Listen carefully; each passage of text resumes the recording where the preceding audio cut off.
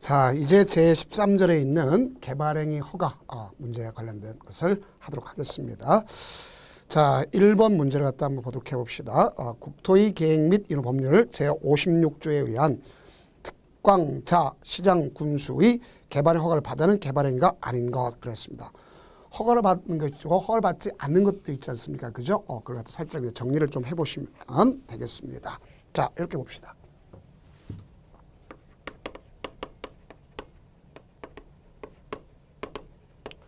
자, 개발행위 허가인데 허가받지 않은 거 이건 특광자 시장군수한테 받습니다. 특광자 시장 군수한테 받아야 받기는. 그런데 여기 보면 도시군객시설은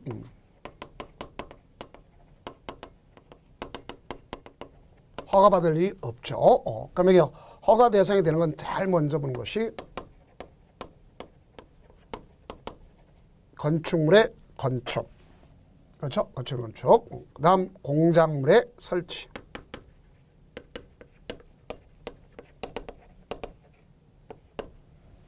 건축물의 건축이요. 공작물의 설치. 그 다음 토지 형질 변경. 토지 형질 변경. 그 다음 토속 채취.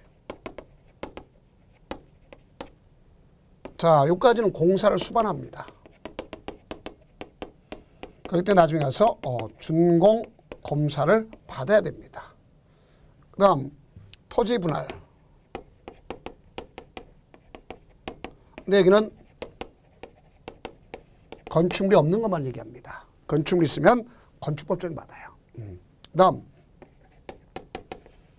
녹지지역, 관리지역, 그 다음에 우리가 자연환경 보전지역에서 물건을 적재하는 거. 야적장 같은 걸 연상하면 되겠죠. 자, 이렇게 되는 거예요. 그러면 1번 보면 건축물의 건축, 공작물의 설치 그런 허가 받아야 될 거 아닙니까? 근데 여기 중에서 토지 형질 변경 중에서 자, 이거 보세요. 경작을 위한다. 그럼 받을 필요가 없습니다.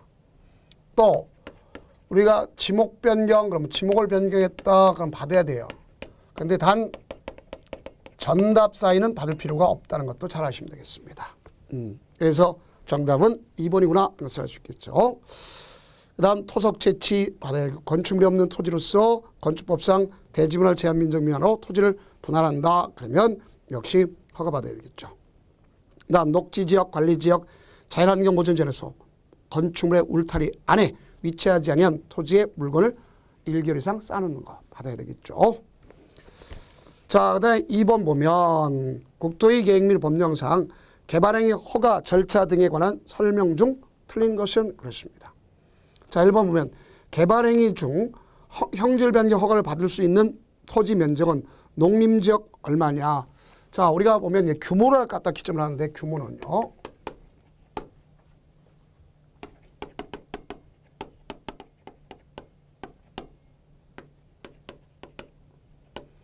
그냥 자동차 보험에 5천 들었다고 생각해 보시면 됩니다. 자연환경 보전지역과 보전녹지지역이죠. 그 다음에 공관농, 그래서 공관한 놈, 공관농, 공갈단 이것이 3만 제곱미터 미만이다 볼 수 있겠죠.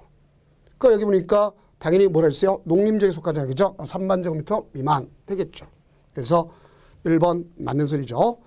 네, 2번 개발행위를 하고자 하는 자는 당해 개발행위에 따른 기반시설의 설치 또는 그에 필요한 용지 확보, 위해 방지, 환경 오염 방지, 경관, 조경 등에 관한 계획서를 첨부하여 신청서를 개발행위 허가권자한테 제출해야 한다. 자, 이게 바로 뭐죠? 우리가 했을 때 환경 위기적으로 했죠. 이럴 경우는 계획서를 첨부해야 된다는 거죠. 계획서 첨부. 자, 그러면 당연히 맞는 표현임을 알 수 있다는 얘기죠. 다음 3번 개발밀도관리구역 안에서 허가를 받고자 하는 자는 기반시설의 설치 또는 그에 필요한 용지 확보에 관한 계획서를 제출하지 아니한다. 예. 자, 계획서를 제출할 필요가 없는 게 있죠. 바로 뭐냐. 이미 개발의 밀도가 찼으니까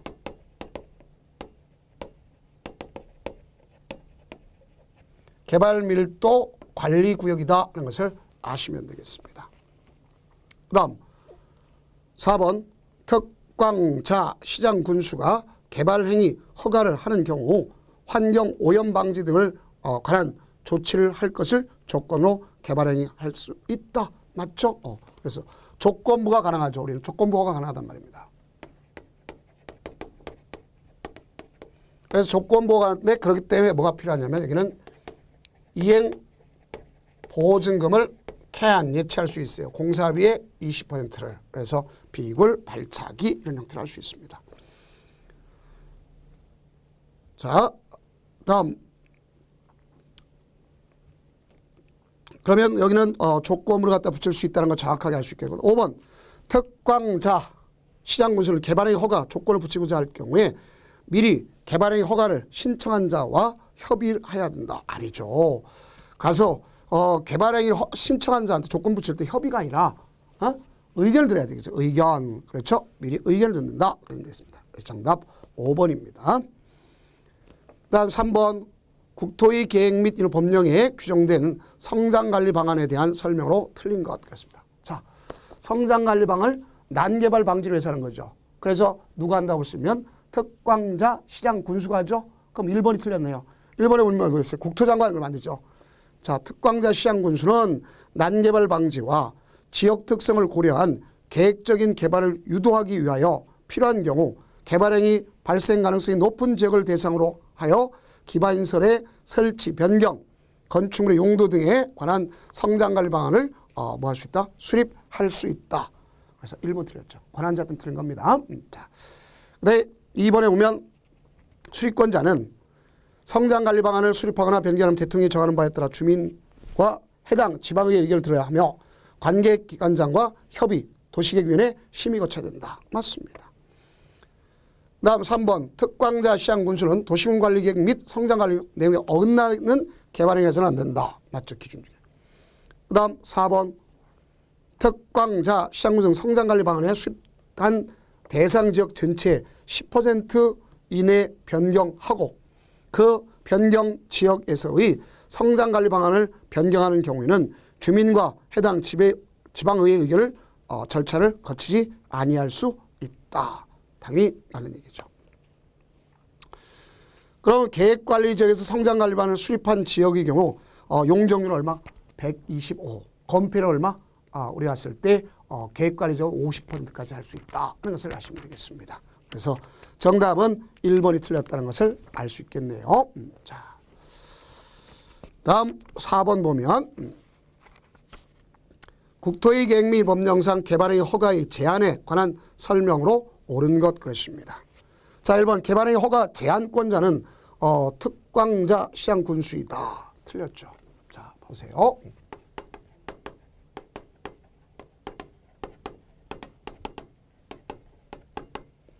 제한한다. 그러면 제한권자는 한마디로 해서 도시군관리계획 위반자단 말이에요.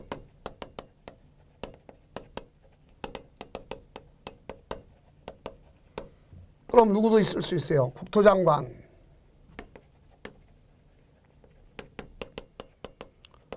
시도지사, 시장군수 아닙니까? 그래서 이 사람들이 제안하는 거예요. 그럼 제안할 때 절차가 있다면 절차는 의견 청취하고 협의 없이 심의를 거쳐요. 그래서 지정하고 고시하도록 돼 있다는 볼 수 있겠죠. 그래서 사전에 고시해 놓은 거예요. 그러니까 의견 청취는 누구의 의견 청취냐? 여기는 시장 군수의 의사를 들어야 되는 거다. 알 수 있습니다. 시장 군수.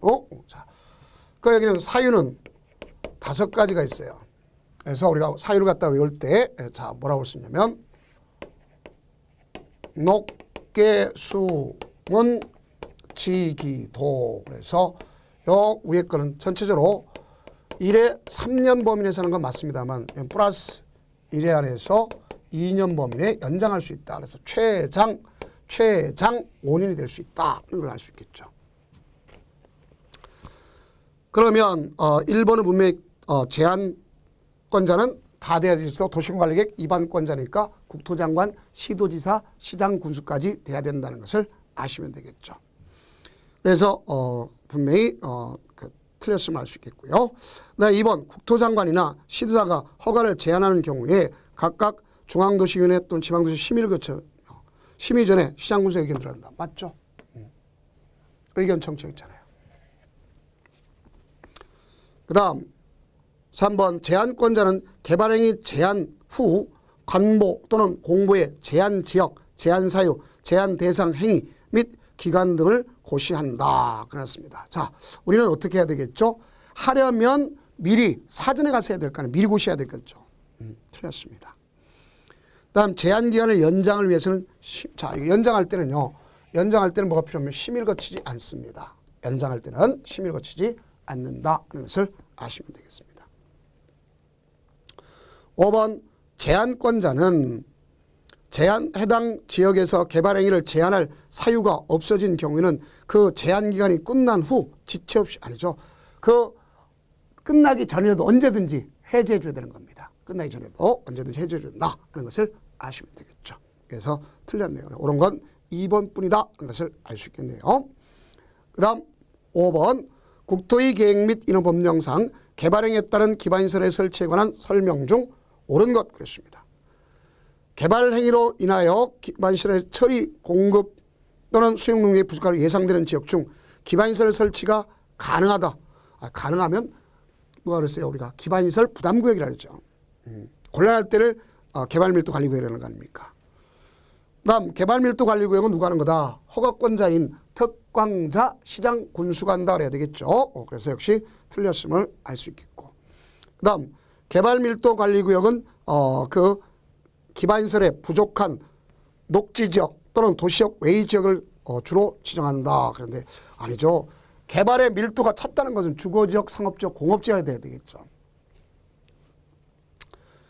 그 다음 4번 개발밀도관리구역 안에서 건폐율과 용적률은 대통령령이 정하는 범위 내에서 강화하는 거지. 강화.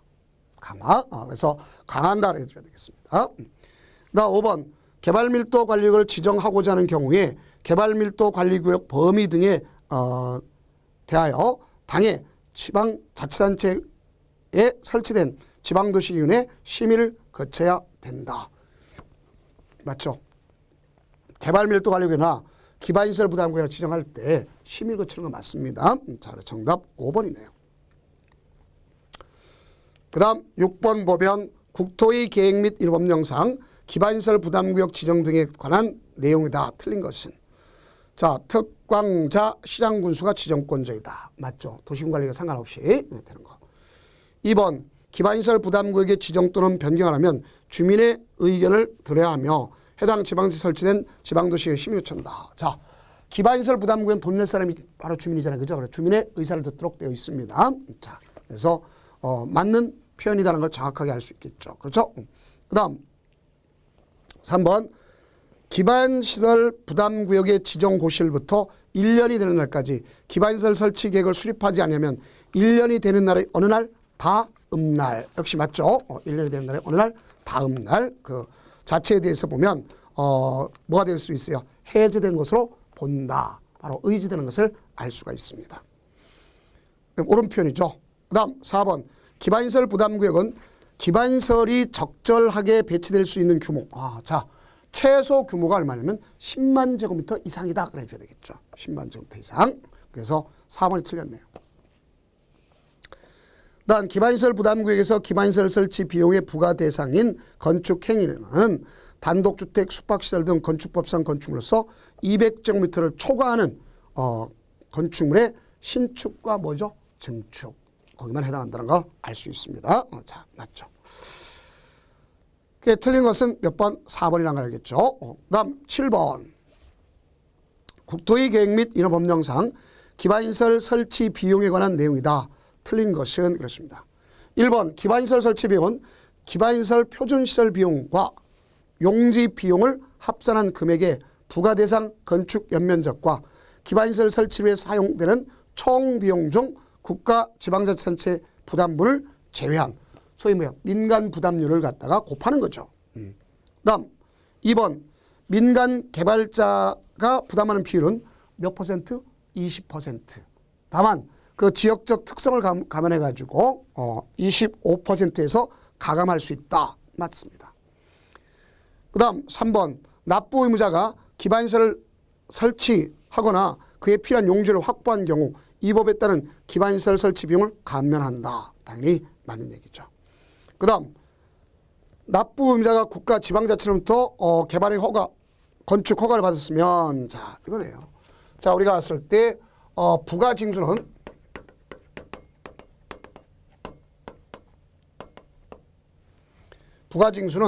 건축 허가를 받지 않습니까? 그죠? 허가 등을 받았어요. 왜 허가되냐? 건축 허가뿐만 아니라 주택법의 사업계획 승인까지 받을 수 있지 않습니까? 그럼 그로부터 2개월 내 부과를 하는 겁니다. 2개월 부과. 그럼 부과 앞서 30일 전에 통지하도록 돼 있어요. 그러면 15일 내에 가서 이의 제기할 수도 있게끔 하는 거고 결정도 15일 내에 준 겁니다. 그럼 가서 납부는 언제까지 납부하는 거냐? 납부는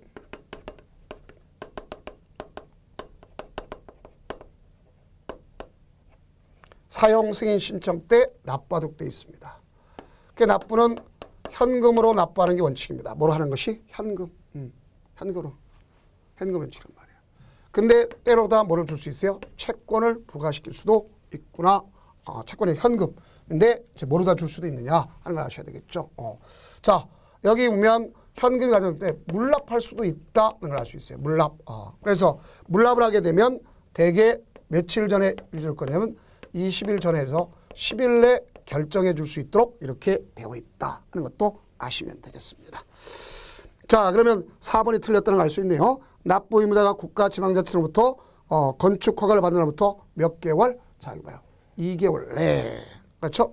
2개월 내 해줘야 된다 볼 수 있습니다. 그 다음 5번 특광자 시장군수는 기반시설 설치 비용의 관리 및 운용을 위한 기반시설 부담구역별로 특별회계를 설치해야 된다. 당연히 맞는 표현입니다. 자, 그 다음 8번 봅시다.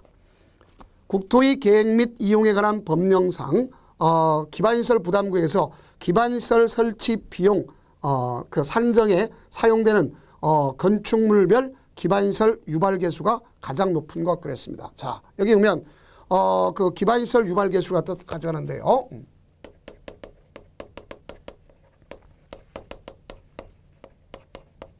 그런 기반시설 유발계수는요. 공장이 가장 다양합니다. 0.3에서 2.5까지 있어요. 가장 높기도 합니다. 자, 그 다음에 이걸 갖다 이제 여러분들 제가 암기 현상 코드를 했었죠. 암기 코드를 갖다 했던 적 있죠. 자, 뭘 갖다 했냐면 여러분들 그거잖아요. 자, 1박 2일을 연상하라면 됐죠. 1박 2일을 연상하라. 그러면 며칠 동안 노는 거죠? 2일간 노는 거잖아요. 그러니까 위락은 2일간 노니까. 그 중에 숙박은 1박 하는 거죠. 얘들은 관광 홍보대사니까 관광 일어나라고 한다 그랬지 않습니까? 그래서 대부분 보면 가서 대부분 2종 근생이 최고 많습니다. 1.6. 그 다음에 1종 근생은 1.3 이렇게 됐어요. 판매도 1.3거, 판매도 1.3 이렇게 되겠습니다. 되게 그렇게 되다 보면 나중에 까나리 같은 거 먹잖아요. 그죠? 먹지 말라고 가서 운수가 사나우면 1사, 또 가서 종교 비는 거죠. 까나리 먹지 말라고. 근데 먹으면 속에 열나죠. 그죠? 그러면 치료해야 되죠. 영구치료. 그 다음 창고는 0.9. 그 다음 방송은 0.8. 8방으로 나가는 거잖아요. 그럼 나머지 모르겠으면 땡7이라고 잡으라고 했죠. 땡7이라고 잡으라고요. 자, 그러면 위락 얼마 했어요? 여기서 보면 가장 높은 거랬죠. 위락 2.1 가장 높지 않습니까? 숙박은 1방, 의료는 0.9, 그렇죠? 관광은 1.9, 판매는 1.3. 그러시면 되겠죠. 자, 그래서 우리가 보면 가서 높은 것이 어떤 경우는 높은 거냐 하는 것을 아셔야 되겠죠. 자, 2.1이 가장 높습니다. 자, 그럼 여기까지가 이제 국토의 계획 및 이용 법률이고 이제 도시개발법과 챕터 2에 있는 도시개발법과 관련된 문제를 나가도록 하겠습니다. 자, 1절 도시개발구역이라고 되어 있죠. 그러면 도시개발구역 보면 자, 1번 다음 중 도시개발법령상 도시개발구역을 국토교통부 장관이 지정할 수 있는 경우가 아닌 것 그랬습니다. 자, 여기는요. 도시개발구역을 지정은 이렇게 하는 거죠.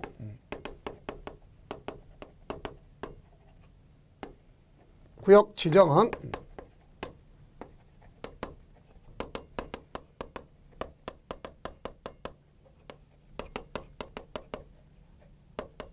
원칙적으로 시도지사, 대도시시장이 하는 게 원칙입니다. 그래서 이와 같이 시도지사, 대도시시장이 하는 게 원칙이고 여기에 예외로다가 국토장관이 있는 거죠. 국가가 필요해서 하겠다 이거죠. 그 다음 중앙행정기관장이 요청했다 이거고 그 다음 공공기관장 내 정부 출연기관장으로서 30만 제곱미터 이상 가서 국가계획과 관련됐어요. 제한한다 이때 하는 거죠. 그 다음 시도지사 간의 협의 불성립했을 때 걸쳐 있을 협의 불성립 그 다음 천재지변 등 긴급 이거 아닙니까? 이럴 때는 국토장관이 하는 거다 볼 수 있겠죠.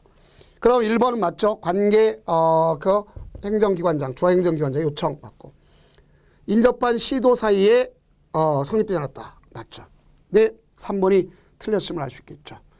지방공사사장 그러면 누구한테 하냐면 이 사람은 시장군수구청장에 제안하는 거예요.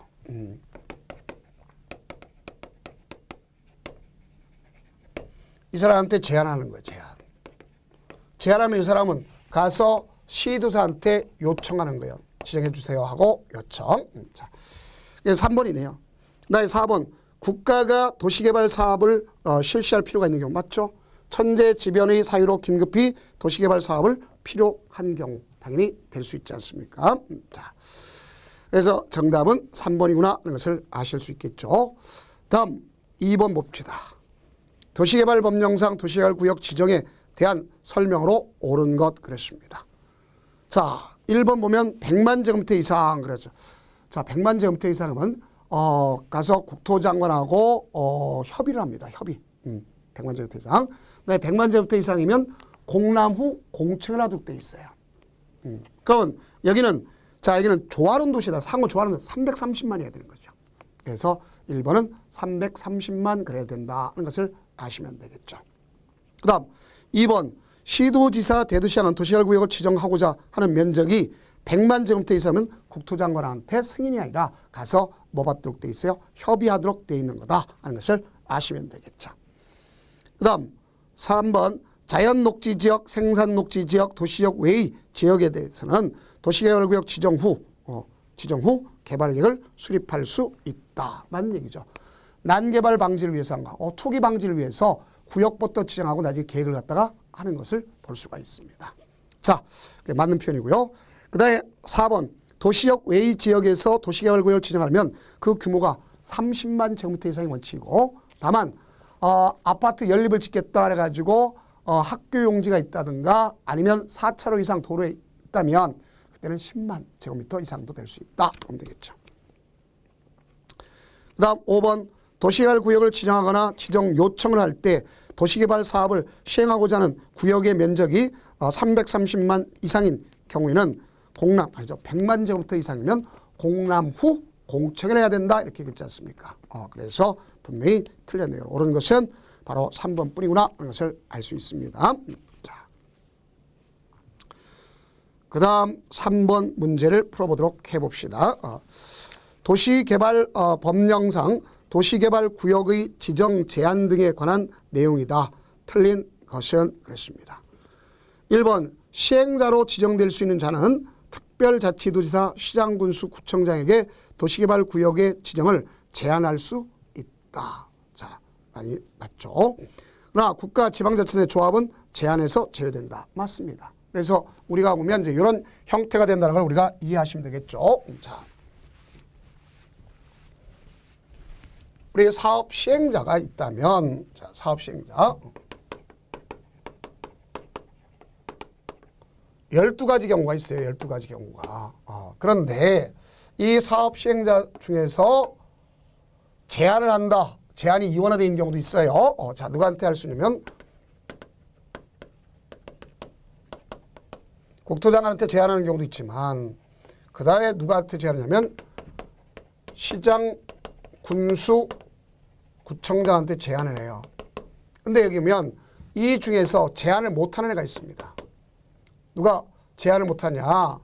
그러면 국가, 지단체뿐만 아니라 조합은 제한할 수가 없도록 되어 있습니다.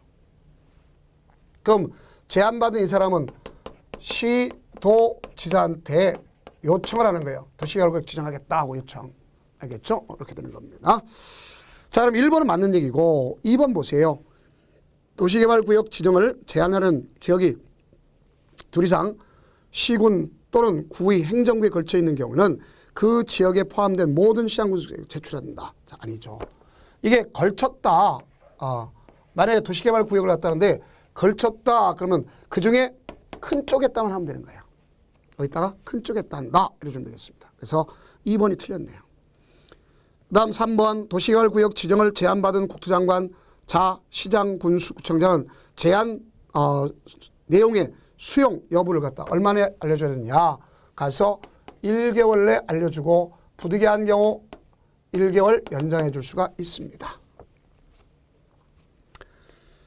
그 다음 4번 관계기관과의 협의가 지연되는 등 불가피한 사유가 있는 경우는 1개월 범위 내에서 위 기간을 통보 기간을 연장할 수 있다. 맞습니다. 그래서 1+1. 자, 그 다음 5번 자, 시장군수구청장은 제한자와 협의하여 도시개발구역의 지정을 위하여 필요한 비용의 전부터 일부를 누구한테 부담시킬 수 있죠?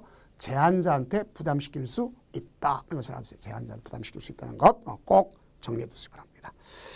자, 그래서 정답 자체는 틀린 것은 2번이 틀렸구나 알 수 있겠고요. 그 다음에 4번 도시개발 법령상 도시개발구역의 지정 효과 등에 관한 설명으로 틀린 것은 그렇습니다. 1번 도시개발구역이 지정고시된 경우 당해 도시개발구역은 원칙적으로 도시역과 대통령령이 정하는 지구단위 계획구역으로 결정고시된 거로 본다. 맞죠? 그래서 왜 였다 그러냐? 왜 원칙이라는 말을 썼느냐? 기존에 있던 지구단위 계획구역이 있을 수 있고 취락지구가 있었기 때문에 그렇습니다. 그래서 원칙이라는 말을 쓰게 된 이유를 정확히 아셔요. 난 2번 수용 사용의 대상이 되는 토지의 세목은 도시개발구역 지정 후 따로 고시사항에 포함시킬 수 있다. 맞습니다. 그래서 여러분들 봐봐요. 우리가 이 도시개발구역을 지정을 했다 합니다. 지정 후에 개발계획이 포함시킬 수도 있어요.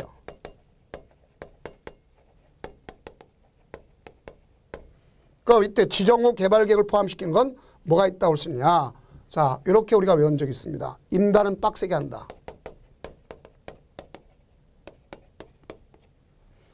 그래서 임대주택중 세입자의 주거안정대책. 그 다음 우리가 그 단계별로 추진, 그 지역이 크다 그러면 그걸 갖다가 단계별로 추진해야 되겠죠. 그 다음 도시개발구역 바깥에 기반시설 설치 비용 부담 계획. 그 다음 세부 목록고시 아닙니까? 그러니까 맞는 소리죠. 수용할 수 있는 거 세목은 구역 지정 후에 포함시킬 수 있는 내용이구나 하는 것을 아시면 되겠죠. 그 다음 3번 도시개발구역 지정 후 개발계획을 수립하는 경우 도시개발구역 면적이 330제곱미터 미만인 경우는 가서 2년 내 개발계획을 수립하지 않으면 2년이 되는 날이 다음 날 해지된 것으로 본다. 맞죠? 2년. 그 다음 4번 도시개발구역 안에 중목의 벌채 식재 등의 행위를 하고자 하는 자는 지정권자 아니죠. 여기는 지정권자가 아니라 그 허가받는 자가 있어요. 자, 누구한테 하느냐? 특광자 시장 군수한테 받는구나 하는 걸 볼 수 있어요. 지정권자지만 지정권자가 아닌 것이 있습니다. 그 중에 자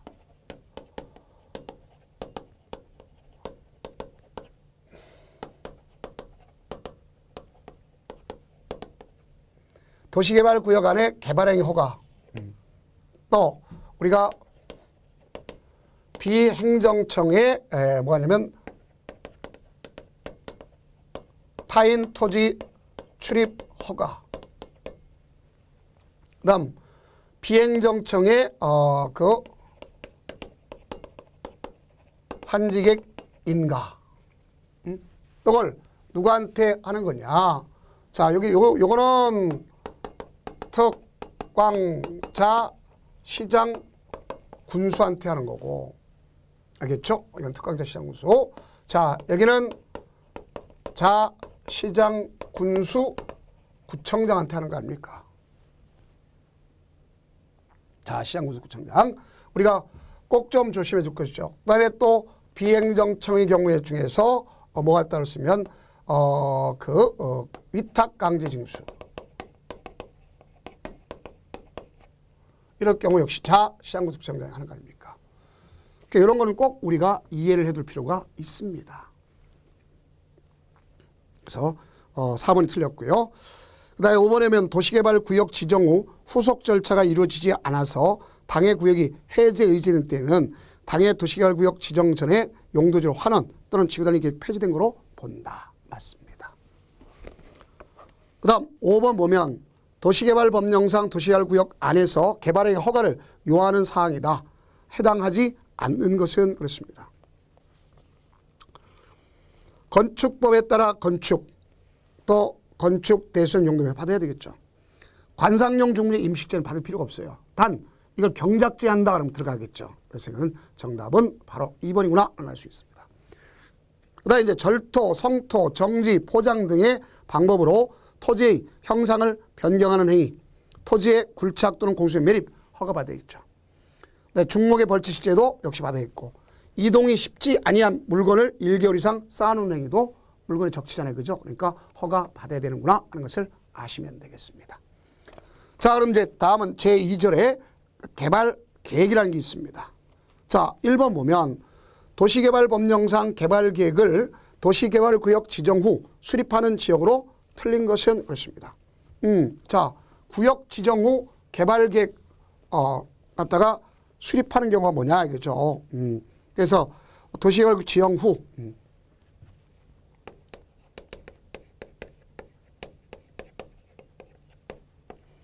개발계획의 수립 시기죠. 개발계획의 수립 시기는 어떻게 해야 될 거냐? 그러면 가장 중요한 게 이거잖아요. 원래 구역 지정 시에 하는 원칙이에요. 구역 지정할 때까지 수립하는 원칙이지만 이때 수립이란 말이에요. 근데 구역 지정 후에 하는 경우 있어요. 후회한다. 후회하는 거. 그럼 지정 후에 하는 건 뭐가 있느냐? 공모 선정. 그래서 공개 모집하려면 구역부터 지정해 줘야 될 거 아닙니까? 공모 선정. 그다음 자연 녹지, 생산 녹지. 생산 녹지는 30% 이하야 돼요. 알겠죠? 그다음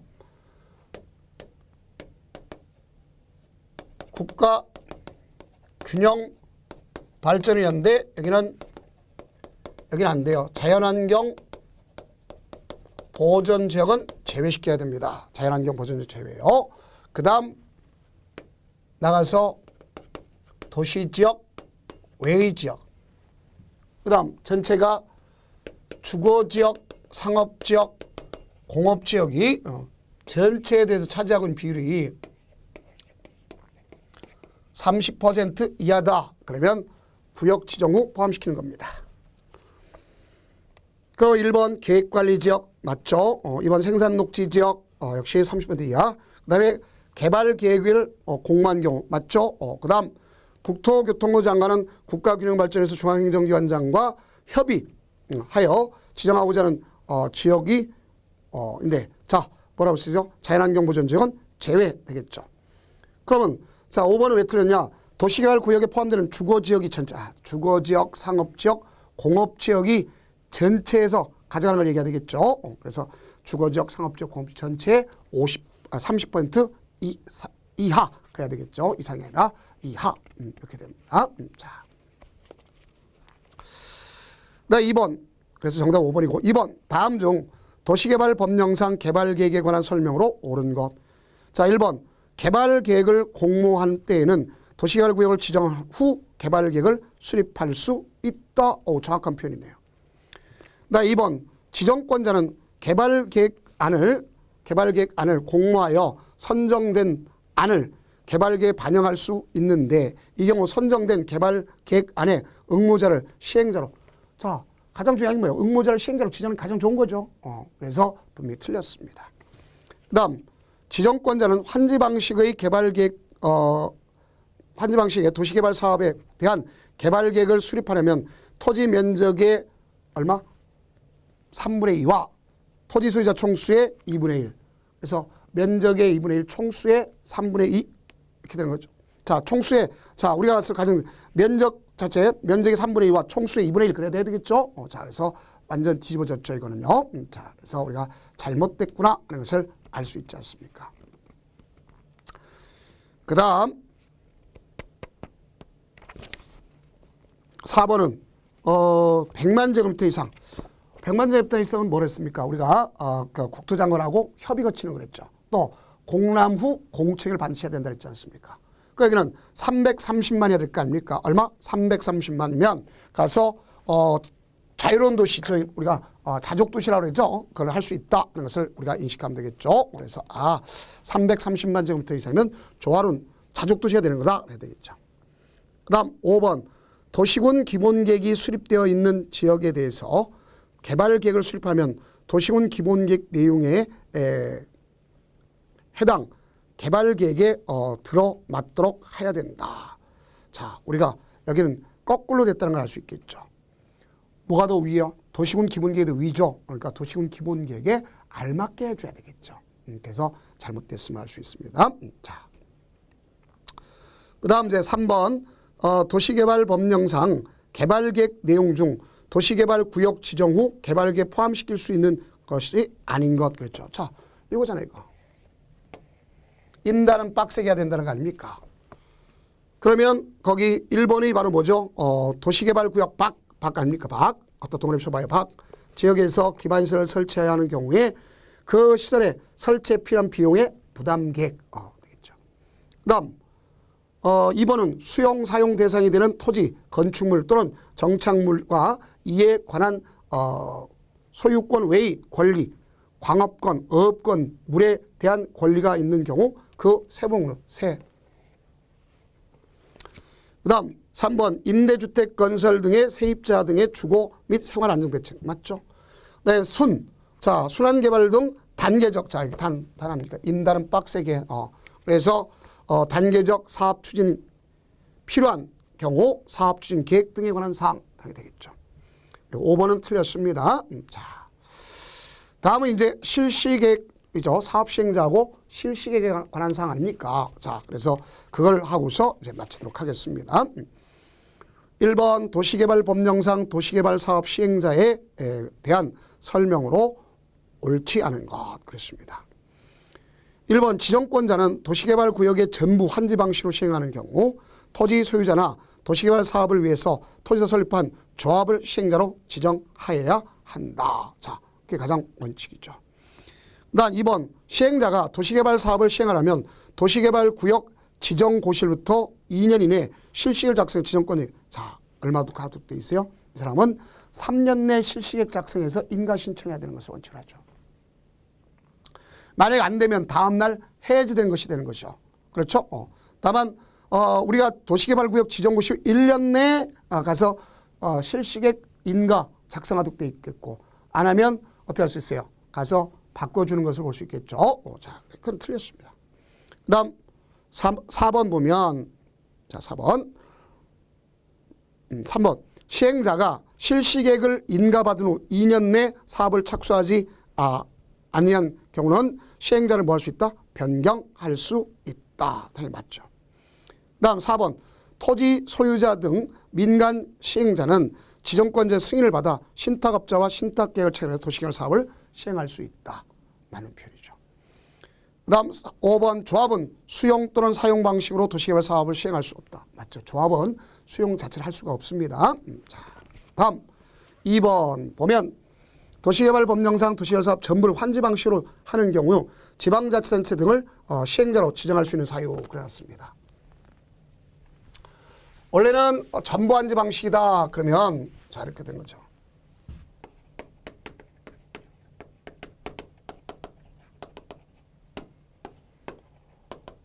원칙적으로 토지 소유자 조합한테 줘야 될 게 원칙이잖아요. 근데 이들이 못할 사유가 있다. 그러면 예외적으로 2차적으로 지방자치 등이 있죠. 그래서 이것이 바로 뭐냐. 일병동 1년 내 가서 지정 신청해야 되는 거 아닙니까? 단 6개월 연장할 수는 있겠죠. 지방자치에 병행한다. 면적의 2분의 1과 총수의 2분의 1이 각각 동일 통해서 이루어진다. 할 수 있겠죠. 그러면 더 이상 얘기할 거 없네요. 정답 몇 번이라는 걸 알 수 있어요? 바로 1번이구나 하는 걸 알 수 있겠죠. 지방자치에 병행하는 것이 있다. 그런 볼 수 있겠죠. 다음 3번.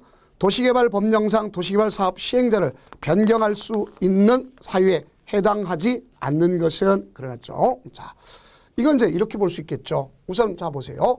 우리가 여기 도시 개발구역을 지정했습니다. 자, 무슨 구역을 지정했다? 도시개발구역을 지정했어요. 그 도시개발구역을 지정했으면 이제 거기에 근거해서 자 누가 돼야 되는 알 수 있어요. 그래서 여기 구역 지정했잖아요. 그죠? 그러면 시행자가 지정됐어. 시행자를 지정해요. 그럼 시행자를 지정해서 그 사람이 뭐가 필요할 거냐. 가서 여기 실시계획을 작성해야 되겠고 그러고 나서 막판에 가서 뭐죠? 착공하는 거 아닙니까? 그러면 여기 보세요. 이 구역 지정에서 신청을 해서 지정할 것이고 그렇죠? 그 다음 여기 보니까 실시계획 인가 역시 신청해서 인가받을 거 아닙니까? 근데 여기 있는 이 신청과 이 신청이 위법하다면 어떻게 할 수 있어요? 가서 행정처분으로서 취소되지 않습니까? 그래서 행정처분으로서 취소된다는 걸 알 수 있겠죠. 그 다음 여기 시행자가 지정됐으면 실시계획까지는 1년 내 하도록 돼 있는 거 아닙니까? 1년 내. 안 한다. 그러니까 인가받고 착공은 2년 내. 그렇죠? 그 다음 여기 지정 이후에 부도나 파산받았다. 이거 아닙니까? 그러면 자 1번이 틀렸다는 것을 알 수 있겠네요. 1번 어디 속하는 거죠? 여기에 있는 거죠. 토지소유와 조합하여 거 지방자치에서 할 수 있는 사유. 그리고 2번은 실시계획 인가가 취소됐다. 당연히 되겠고 그 다음 부도 파산해서 목적 달성 없다. 되겠죠? 인가받고 나서 2년 내. 네, 전부안지 방식은 도시락 지정고시로부터 몇 년? 1년 내 가서 신청해야 된다. 알 수 있지 않습니까? 자, 그래서 정답 1번. 그 다음 이제 4번 보도록 해봅시다. 도시개발법령상 도시개발사업의 조합원에 관한 설명으로 옳은 것 그랬습니다. 자, 조합을 설립하고자 할 때는 도시개발구역 토지소유자 7인세의 정관을 작성해서 지정권자한테 인가받는 거죠. 그래서 지정권자한테 인가받는다 그래야 되겠죠. 틀렸습니다.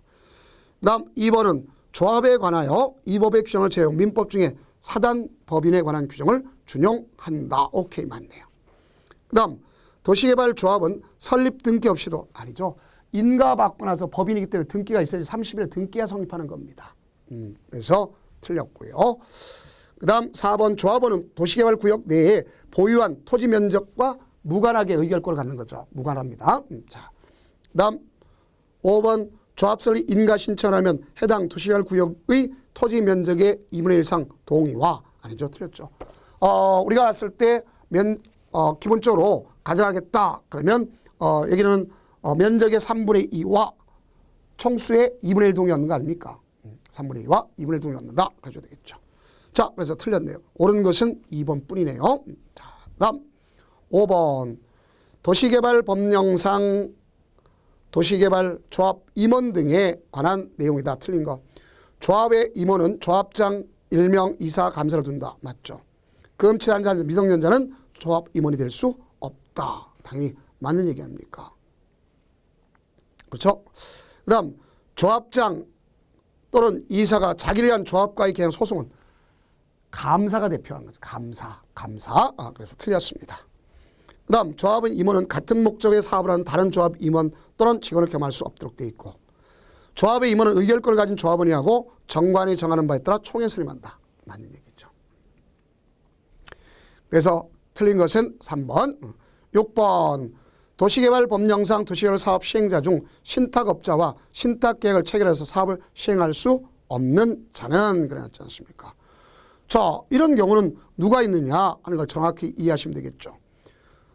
민간만이 하는 거잖아요. 민간. 공적 시행자를 골라라 이 얘기죠. 그럼 정답 1번이죠. 그 다음 7번 봅시다. 7번 보면 마지막 7번입니다.